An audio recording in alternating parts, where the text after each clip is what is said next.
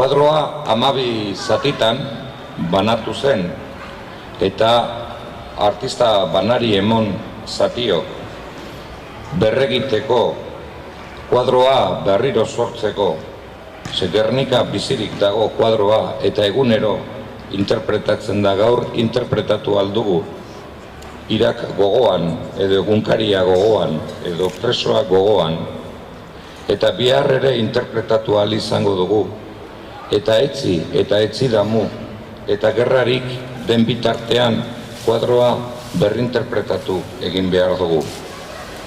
12 izan dira artistak, eta banan-banan esango ditut, bestela ezin da, izenak. Arantxa Arratibel,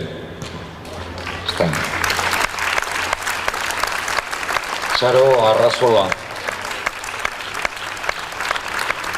Jose Miguel Corral,